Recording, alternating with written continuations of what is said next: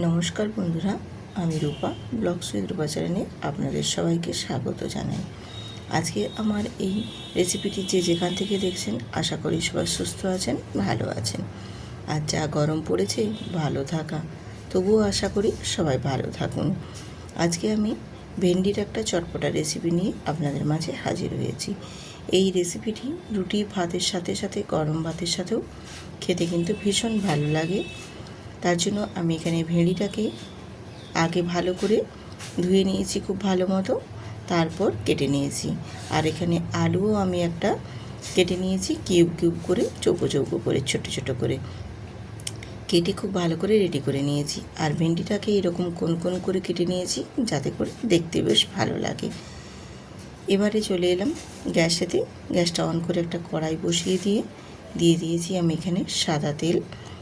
আর সাদা তেলের মধ্যেই দিয়ে দিয়েছি এখানে হাফ চামচ কালো জিরে। কালো জিরেটা একটু ভেজে নেব।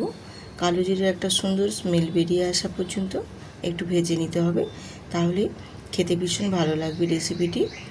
আর এখানে দিয়েছি আমি একটা কাঁচা লঙ্কা।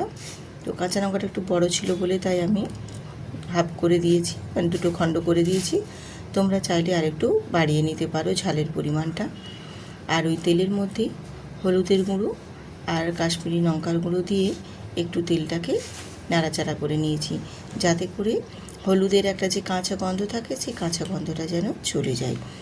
দিয়ে এবার ওর মধ্যে আমি আলুগুলো দিয়ে দিয়েছি। আমি যে কিউব করে আলুটা কেটেছি সেই আলুটা দিয়ে এবারে একটু খুব ভালো করে আলুটাকে তেলের মধ্যে কষিয়ে নেব। এরকমভাবে আলুগুলোকে কষিয়ে নিলে আলুর কালারটা বেশ সুন্দর আসে, আর আলুটা এরকমভাবে ভাজা হলে খেতেও বেশ ভালো লাগে। দিয়ে একটা ঢাকনা দিয়ে ঢেকে দেব, যাতে করে আলুটা বেশ ভালো মতো একটু কষানো হয়। আর আলুটা একটু ঢেকে দেওয়ার ফলে বেশ সুন্দরভাবে দেখো কালারটা চলে এসেছে। ঠিক এই পর্যায়ে এবার আমি এখানে অ্যাড করে দেব কেটে রাখা ভেন্ডিগুলো। আর ভেন্ডিগুলোকে যদি এইভাবে একটু কোন কোন করে কেটে নেওয়া হয়, ভেন্ডিটা দেখতে বেশ সুন্দর লাগে। আর যে কোনো জিনিস দেখার আগ্রহতে কিন্তু খাবার চাহিদাটাও বেশি বাড়ে। দিয়ে এবার দিয়ে দিলাম এখানে স্বাদ মতো লবণ। লবণটা দিয়ে এবারে খুব ভালো করে আমি নাড়াচাড়া করে নেব। যাতে এই লবণটা দিয়ে দেওয়ার কারণ হলো এর মধ্যে এবার আলু আর ভেন্ডি দুটোই কিন্তু বেশ ভালো মতো সেদ্ধটা সুন্দর করে হয়ে যাবে। আর ভেন্ডির যে একটা সবজি থেকে তো জল বেরোয় সেটা আমরা সবাই জানি, ওই জলের মধ্যেই কিন্তু আলু আর ভেন্ডিটা বেশ সুন্দরভাবে সেদ্ধ হবে। আর আজকের এই ভেন্ডির আমি যে চটপটা রেসিপিটা বানাচ্ছি, এটা কিন্তু সম্পূর্ণ জল দেব না, একেবারে জল ছাড়া ঢেকে ঢেকে আমি রান্না করব। আর জল না দিয়ে ঢেকে ঢেকে রান্না করার ফলে খুবই তাড়াতাড়ি রান্নাটাও হয়ে যাবে, আর খেতেও ভীষণ ভালো লাগবে। এইভাবে যদি তোমরা একবার বানিয়ে নাও, খেতে ভীষণ ভালো লাগে। আর এই গরমে তো যেন কিছুই খেতে ভালো লাগে না। যদি ডাল ভাতের সাথে যদি এরকম একটা ভেন্ডির চটপটা ফ্রাই ভাজা বা বলতে পারো একটা চটপটা রেসিপির মতো যদি থাকে, তাহলে কিন্তু আর কিছুই লাগবে না, খেতে ভীষণই ভালো লাগে। একদিন এইভাবে বানিয়ে দেখবেন। ভেন্ডির তো আমরা অনেক রকম অনেক রেসিপি বানিয়েছি, বা আমার চ্যানেলের মধ্যেও দেওয়া আছে অনেক রকম রেসিপি, তোমরা চাইলে দেখে নিতে পারো। তো এইভাবেও যদি একবার বানিয়ে খাও, খেতে ভীষণ ভালো লাগবে। এবারে দেখো আমি একটা ছোট সাইজের পেঁয়াজ দিয়েছি। আমি খুব বেশি বড় পেঁয়াজ দিইনি বা বেশি পরিমাণেও দিইনি, তোমরা চাইলে আর একটু পেঁয়াজটা বাড়িয়ে নিতে পারো। আমি একটা ছোট্ট সাইজেরই পেঁয়াজ দিয়েছি। দিয়ে পেঁয়াজটাও ভেন্ডির সাথে বেশ ভালো করে একটু নাড়াচাড়া করে ভাজা ভাজা করে নেব।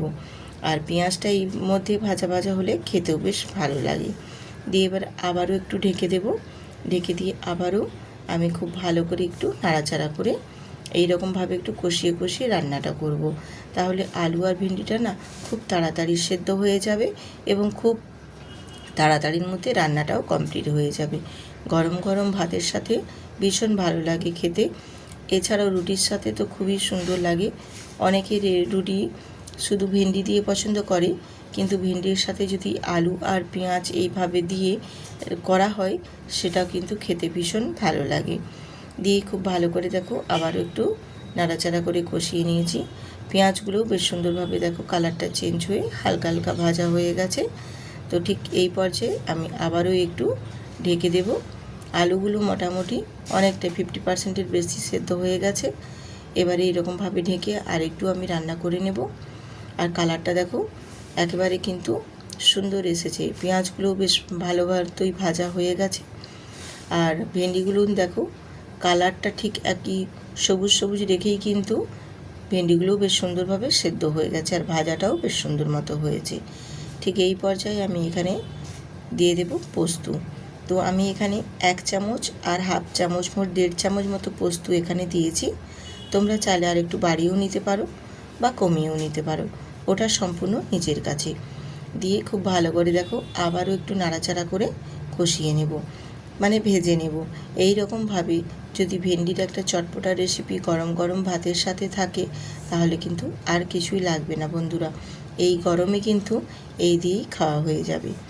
তো আমার মোটামুটি রেডি হয়ে গেছে, এবারে নাবিয়ে নিয়েছি। আর নাবিয়ে একটা প্লেটে আমি সার্ভ করে নিয়েছি।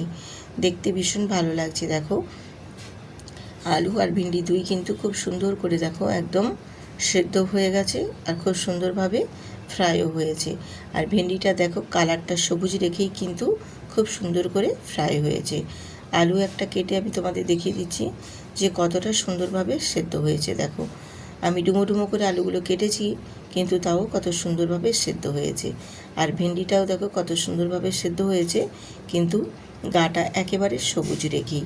গাটা কিন্তু একেবারে লাল লালও হয়ে যায়নি, আর পোড়া পোড়া ভাবও হয়ে যায়নি। বেশ সুন্দরভাবে কিন্তু একদম রেডি হয়েছে। এখানেই শেষ করছি বন্ধুরা, আবার দেখা হবে আরেকটি নতুন ভিডিওতে।